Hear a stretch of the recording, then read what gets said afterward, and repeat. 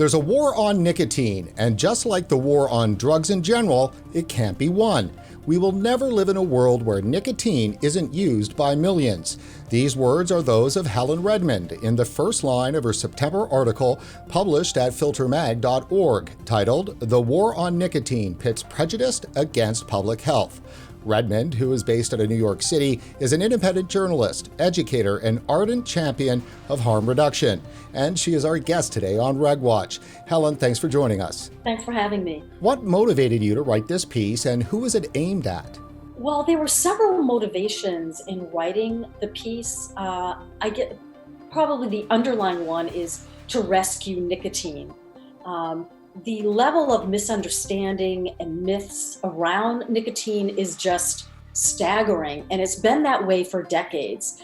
I'm a veteran of the drug wars, of illegal drugs, and when I started working in tobacco harm reduction, the similarities were remarkable. So the piece is an attempt to rescue nicotine from tobacco harm reduction haters and to talk about the history, as I do in the piece, of how smoking started, right up to the point we're at now, where we have these incredible devices called electronic cigarettes and heat not burn, and how they're major game changers for smokers. We have the ability now, right now, to help millions of smokers switch from combustible tobacco to electronic cigarettes or heat not burn products and save lives. And that's enormously important to save the lives of smokers. So the piece is really about a lot of that.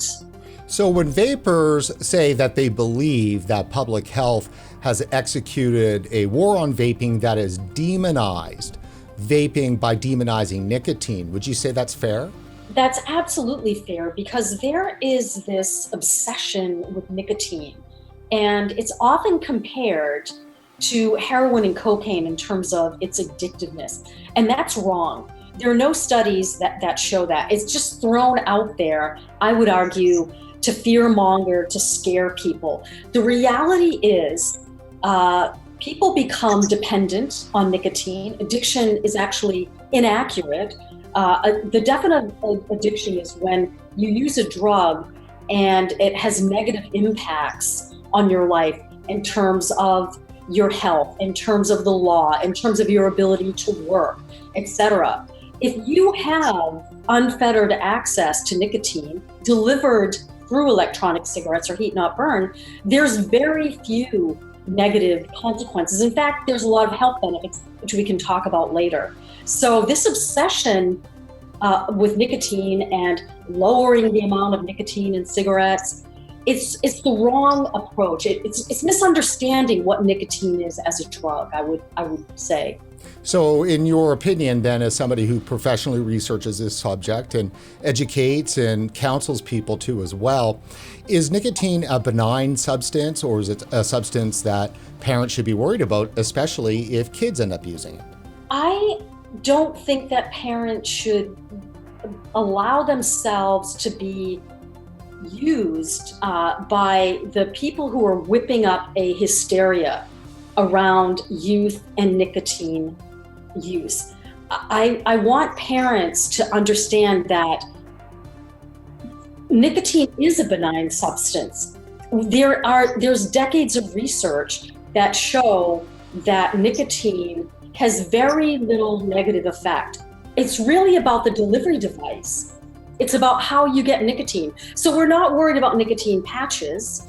We're not worried about nicotine gums or nicotine inhalers, right? People, it's fine for them to use those products. Why not electronic cigarettes? And it comes down to inhalation. So as of October 17th, you could actually drive from Alaska all the way along the West Coast, all the way down to Mexico, and never leave a jurisdiction where recreational marijuana now isn't legal. Is it not fair to say that public health people would have had to support that?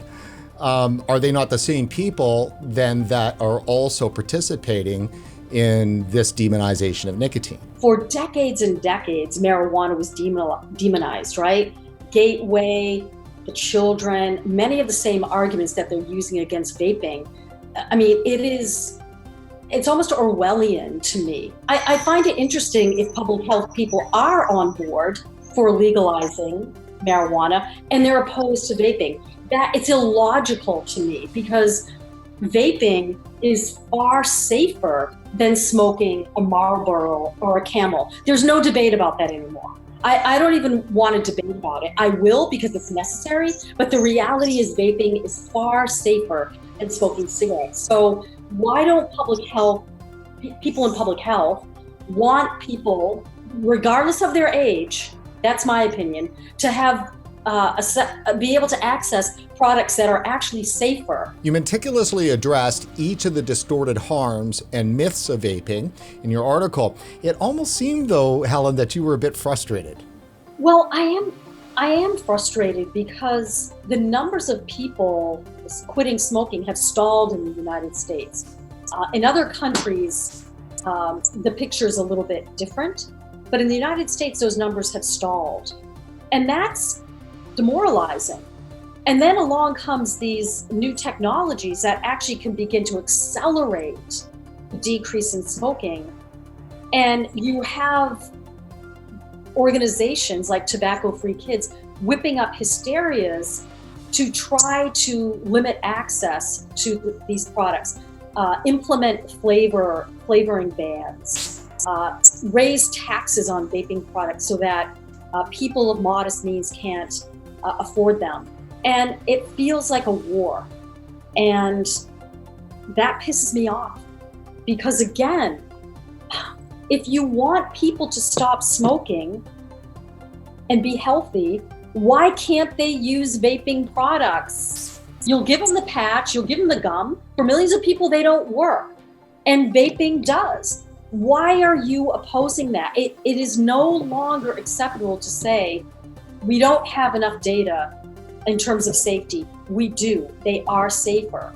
And so that is my frustration, that they would actually try to block people from being able to buy these products. That is enormously frustrating to me, because millions of people want to quit.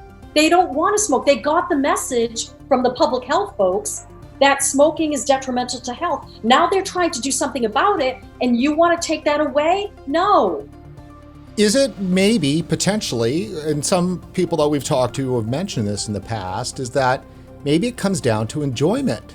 They don't like it that smokers are getting this way out where they can continue to enjoy an activity and a drug that they've been enjoying for many years.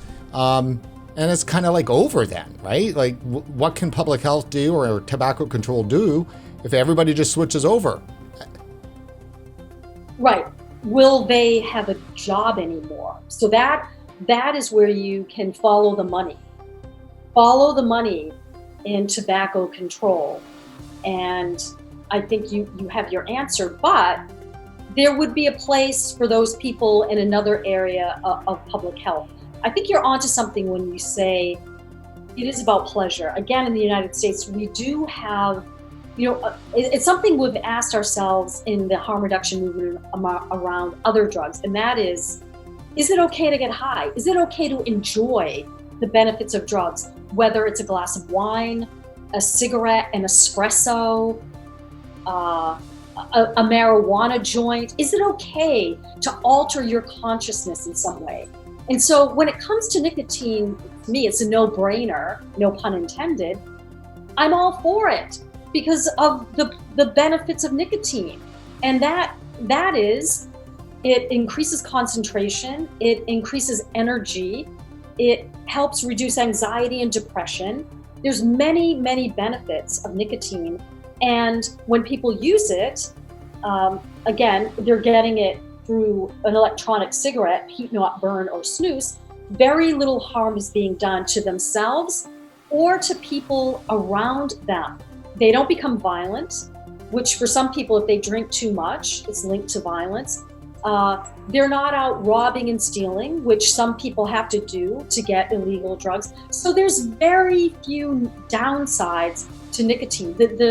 It's similar. I know this is an analogy everybody uses. I'm going to use it. it's similar to caffeine. Helen, I also want to bring in another one of your articles to the attention of our viewers. And again, it was published on filtermag.org just this month in early October, titled In Defense of Joule, after the latest media hit piece. Let's talk about that for a bit, because obviously Joule is everything we hear about right now.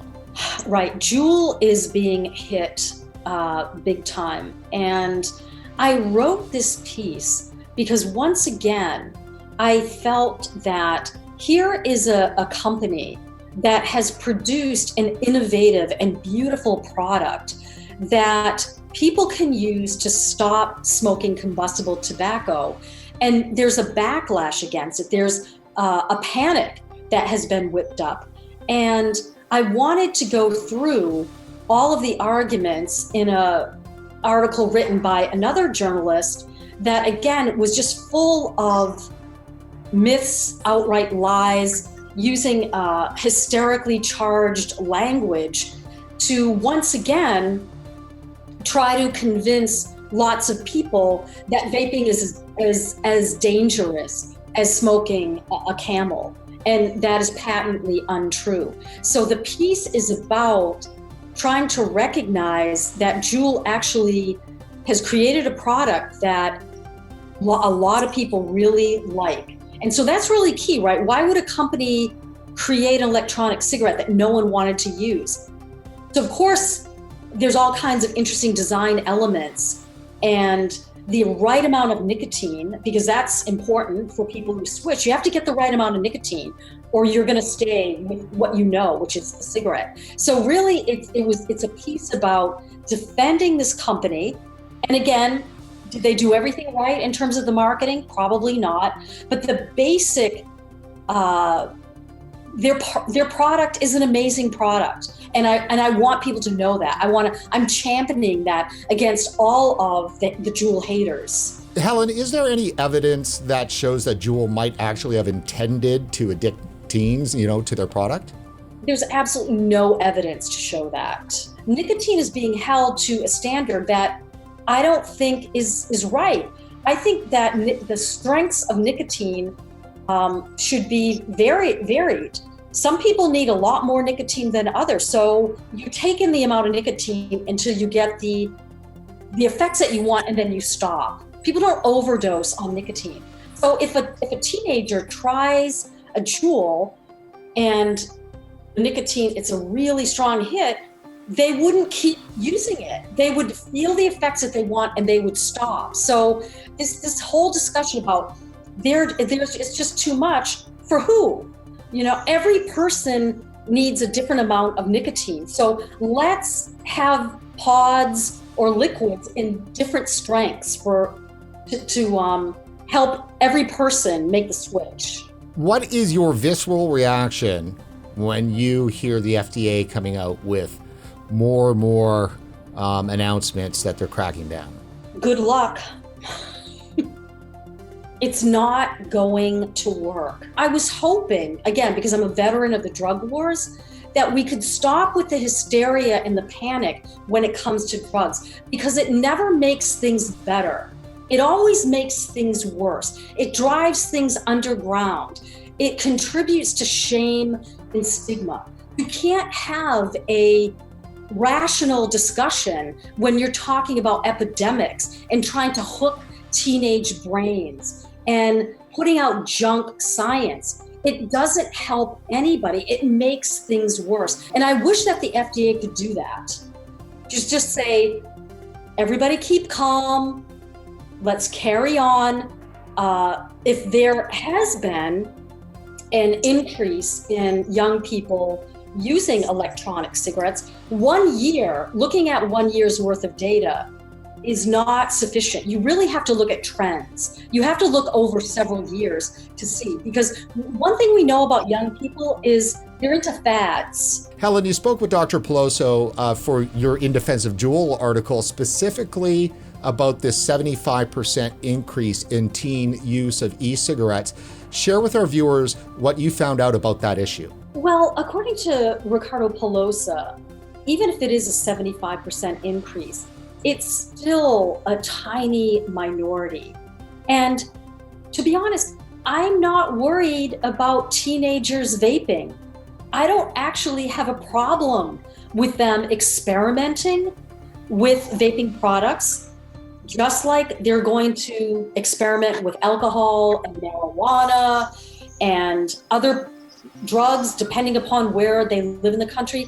That is a reality that we have to accept. Young people experiment with drugs. They always have, they probably always will. The question comes down to, do you want teenagers experimenting with a product that by orders of magnitude reduces the harm?